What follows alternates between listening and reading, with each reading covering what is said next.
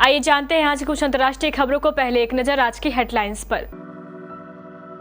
सपा कार्यालय पर अखिलेश यादव की रैली में उमड़ी भीड़, 2500 लोगों पर एफआईआर दर्ज। बीजेपी छोड़कर अखिलेश यादव की पार्टी में शामिल होंगे दारा सिंह चौहान, बताया 5 साल तक क्यों किया इंतजार। पिछले 24 घंटे में 2,67,000 नए case. CDS general Bipin Rawat का हेलीकॉप्टर कैसे हुआ था हादसे का शिकार, वायुसेना ने बयान किया जारी। पाकिस्तान की नई सुरक्षा नीति, एनएसए ने किया आगाह। अमेरिकी अस्पतालों में बिगड़े हालात, रूस में भी कम नहीं हो रहा संक्रमण। शमिता शेट्टी के खिलाफ बयान देने से बढ़ी तेजस्वी प्रकाश की मुश्किलें। सबरीमाला दर्शन के लिए अजय देवगन की 41 दिनों की कठिन साधना, काले कपड़े पहने नंगे पैर रहे और जमीन पर सोए। दुनिया की नंबर 1 टेनिस खिलाड़ी नोवाक जोकोविच फिर हिरासत में। और विराट कोहली ने डीआरएस विवाद पर तोड़ी चुप्पी, आलोचकों को दिया करारा जवाब। समाजवादी पार्टी मुख्यालय पर बिना अनुमति आयोजित की गई रैली को लेकर लखनऊ पुलिस ने गौतमपल्ली थाने में एफआईआर दर्ज की है। जानकारी के मुताबिक इस रैली को अखिलेश यादव के नेतृत्व में डिजिटल रैली बताकर आयोजित किया गया था। इसमें स्वामी प्रसाद मौर्य समेत बीजेपी छोड़ने वाले अन्य विधायक, मंत्री सपा में शामिल हुए। इस दौरान कार्यक्रम में सपा प्रदेश अध्यक्ष नरेश उत्तम पटेल सहित पार्टी के तमाम बड़े नेता भी उपस्थित थे। सपा कार्यालय पर आयोजित इस रैली में जमकर भीड़ उमड़ी। इसके जानकारी मिलने के बाद लखनऊ जिला प्रशासन और निर्वाचन आयोग ने मामले को सख्ती से लिया है। लखनऊ के डीएम और जिला निर्वाचन अधिकारी अभिषेक प्रकाश ने बताया कि समाजवादी पार्टी की यह रैली बिना अनुमति लिए आयोजित की गई थी। सपा कार्यालय पर जांच के लिए लखनऊ पुलिस की एक टीम भी भेजी गई है। मामले में करीब 2500 अज्ञात लोगों के खिलाफ मुकदमा दर्ज किया गया है। साथ ही पुलिस को निष्पक्ष विवेचना के लिए कहा गया है। चुनाव से ठीक पहले उत्तर प्रदेश की सियासत के कई रंग दिखने को मिल रहे हैं। पिछले कुछ दिनों में दल बदल का सिलसिला खूब चला, जिसमें सबसे ज्यादा नेता बीजेपी से बाहर निकले। इन नेताओं में मंत्री रहे दारा सिंह चौहान का नाम भी शामिल है। एक न्यूज चैनल के साथ इंटरव्यू के दौरान दारा सिंह चौहान ने बीजेपी छोड़ने और अखिलेश यादव की पार्टी में जाने को लेकर तमाम सवालों का जवाब दिया। बीजेपी छोड़ने वाले बाकी तमाम नेताओं और विधायकों ने अखिलेश यादव की समाजवादी पार्टी का साथ चुना, लेकिन दारा सिंह चौहान ने अब तक अपने पत्ते नहीं खोले थे। लेकिन न्यूज चैनल से बातचीत में उन्होंने बताया है कि वो भी अखिलेश का ही हाथ पकड़कर चलने वाले हैं। दारा सिंह चौहान ने कहा कि जिन लोगों ने मुझे चुना है और जो लोग मुझे चाहते हैं, मेरा समर्थन करते हैं, उन सभी से राय लेने के बाद ये फैसला लिया गया है। सभी ने कहा है कि जो दल दलितों और पिछड़ा वर्ग को साथ लेकर चलता है वो समाजवादी पार्टी है। चुनाव से ठीक पहले बीजेपी का दामन छोड़े जाने को लेकर दारा सिंह चौहान ने कहा कि पार्टी ने सबका साथ सबका विकास का नारा दिया था, लेकिन पिछड़े समाज के लोगों का कोई विकास नहीं हुआ। देश में शुक्रवार को 2,67,331 नए कोरोना संक्रमित मिले। 1,22,311 लोग ठीक हुए, जबकि 398 लोगों की मौत हुई। इस तरह एक्टिव केस यानी इलाज करा रहे मरीजों की संख्या में 1,44,662 की बढ़ोतरी हुई है। फिलहाल देश में 14,10,000 एक्टिव केस है। तीसरी लहर में एक्टिव केस पहली बार 14 लाख के पार पहुंचे। वहीं नए संक्रमित महज 3,000 की बढ़ोतरी देखने को मिल रही है। इससे पहले गुरुवार को 2,64,000 लोग संक्रमित मिले थे। देश में अब तक कुल 3,68,00,000 लोग संक्रमण की चपेट में आ चुके हैं, जिनमें से 3,49,00,000 लोग रिकवर हो चुके हैं। अब तक 4,85,748 लोगों की मौतें हो चुकी है।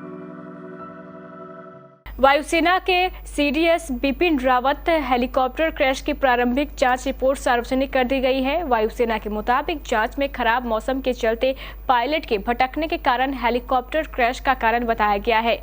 वायुसेना के प्रवक्ता विंग कमांडर इंद्रनील नंदी के मुताबिक अचानक खराब हुए मौसम से हेलीकॉप्टर बादलों में दाखिल हो गया था। इससे पायलट का स्पेटियल डिसओरिएंटेशन हुआ और जिसके कारण कंट्रोल फ्लाइट इंटू टेरेन हो गया, यानी यानी हेलीकॉप्टर सीधे जमीन से जा टकराया। वायुसेना के मुताबिक जांच कमेटी ने दुर्घटना के कारणों में तकनीकी खराबी या फिर साजिश से इनकार किया है। सीडीएस जनरल बिपिन रावत के MiG-17B5 हेलीकॉप्टर के क्रैश के कारणों को जानने के लिए वायुसेना ने एक कोर्ट ऑफ इंक्वायरी का गठन किया था। वायुसेना की ट्रेनिंग कमान के commanding in chief air marshal Manvendra Singh के नेतृत्व में ये जांच कमेटी बनाई गई थी। पाकिस्तान के राष्ट्रीय सुरक्षा सलाहकार मोइन यूसुफ के मुताबिक नई नीति में दोनों देशों के बीच रिश्तों का आधार जम्मू कश्मीर को बनाया गया है। पाकिस्तान की सुरक्षा नीति 5 सालों के लिए है, लेकिन इसे तैयार करने में 7 साल का वक्त लगा है। पाकिस्तान के द एक्सप्रेस ट्रिब्यून अखबार के हवाले से समाचार एजेंसी PTI ने जानकारी दी है कि नई नीति को लेकर यूसुफ ने कहा, इसमें जम्मू कश्मीर को 2 तरफा रिश्तों का आधार बताया गया है। उधर इस्लामाबाद में BBC संवाददाता शुमाइला जाफरी से बातचीत में पाकिस्तान के अधिकारियों ने बताया कि पाकिस्तान की नई सुरक्षा नीति में किसी देश विशेष का जिक्र नहीं है। पाकिस्तान के अधिकारियों ने BBC को बताया है कि वो भारत समेत सभी देशों के साथ रिश्ते बेहतर रखना चाहते हैं। हालांकि इन अधिकारियों ने भी दावा किया है कि अगर रिश्तों में सुधार नहीं आता है तो नुकसान भारत का भी होगा। कोरोना के ओमिक्रॉन वेरिएंट के चलते आई महामारी कोविड-19 की लहर से अमेरिका में स्वास्थ्य व्यवस्था चरमरा गई है। बुधवार को अमेरिकी अस्पतालों में भर्ती मरीजों की संख्या 1,51,261 तक पहुंच गई, जो महामारी के शुरू होने के बाद से अब तक की सबसे बड़ी संख्या है। बढ़ते मरीजों के चलते अस्पताल में उनकी देखभाल करने वाले कर्मचारियों की संख्या कम पड़ती जा रही है। अमेरिका स्वास्थ्य एवं मानव सेवा विभाग के आंकड़ों के हवाले से मीडिया रिपोर्ट में कहा गया है कि 19 प्रांतों में 15% से कम ICU बेड खाली है। इनमें से भी 4 राज्यों केंटकी, अलाबामा, इंडियाना और न्यू हैम्पशायर के अस्पतालों में खाली ICU बेड की संख्या 10% से भी कम रह गई है। ओमिक्रॉन के चलते नए मामलों की सुनामी आई है। अस्पताल में काम करने वालों के संक्रमित होने का खतरा सबसे ज्यादा बढ़ गया है। टेलीविजन के मशहूर रियलिटी शो बिग बॉस के 15वें सीजन का फिनाले जल्द आयोजित होने वाला है। शो जैसे जैसे अपने फिनाले के नजदीक पहुंचता जा रहा है, सभी कंटेस्टेंट के बीच मुकाबला भी बढ़ता जा रहा है। शो में बिग बॉस कंटेस्टेंट को लगातार कई टास्क देते नजर आ रहे हैं। ऐसे में टास्क के दौरान सदस्यों के बीच लड़ाई होना भी स्वाभाविक है। शो के पिछले कई एपिसोड में समिता शेट्टी और तेजस्वी प्रकाश एक दूसरे से लगातार लड़ती नजर आ चुकी है। बीते दिनों कैप्टन बनी समिता के तेजस्वी प्रकाश को VIP जोन से बाहर करने पर दोनों के बीच जमकर झगड़ा देखने को मिला था। इस दौरान लड़ाई करते हुए गुस्से में तेजस्वी ने न सिर्फ समिता शेट्टी को जमकर खरी खोटी सुनाई, बल्कि मेकर्स पर उनका फेवर करने और करण कुंद्रा को लेकर उनके रवैये पर भी कई तरह के सवाल उठाए थे। समिता के खिलाफ तेजस्वी के दिए गए इन बयानों पर अब कई सितारे उनको फटकार लगाते नजर आ रहे हैं। बिग बॉस की पूर्व प्रतिभागी रह चुकी गौहर खान से लेकर समिता के खास दोस्त नेहा भसीन तक ने तेजस्वी को उनकी हरकतों के लिए आड़े हाथों लिया है। सोशल मीडिया पर काले कपड़े पहनी, माथे पर तिलक लगाए और गले में माला पहने अजय देवगन की फोटो वायरल होते ही फैंस ने सोचा कि ये उनकी अगली फिल्म का लुक है, लेकिन यह अजय का अयप्पा स्वामी के दर्शन के लिए लिया गया व्रत था। अजय देवगन ने पहले 41 दिन का उपवास किया। इसके बाद वे बुधवार को केरल के सबरीमाला मंदिर में भगवान अयप्पा से आशीर्वाद लेने पहुंचे। सबरीमाला में भगवान अयप्पा के दर्शन की इच्छा रखने वालों को पहले 41 दिन तक कठिन अनुष्ठान करना पड़ता है। इसे मंगलम कहा जाता है। दर्शन से पहले कठिन नियमों का पालन करना होता है। अजय ने पूजा अर्चना के बाद तुलसी की माला भी पहनी है। आने वाले कई दिन तक अजय देवगन ब्लैक आउटफिट में ही नजर आएंगे। पूजा के बाद अजय देवगन सीधे काम पर लौट आए। उन्हें डबिंग स्टूडियो के बाहर स्पॉट किया गया, जहां वे उसी लुक में थे जिसमें उन्होंने पूजा की थी। विश्व के नंबर 1 टेनिस खिलाड़ी नोवाक जोकोविच को ऑस्ट्रेलिया में दूसरी बार हिरासत में लिया गया है। जोकोविच के वकील ने यह जानकारी दी। उन्हें ऑस्ट्रेलिया की एक कोर्ट में सुनवाई से पहले हिरासत में लिया गया है।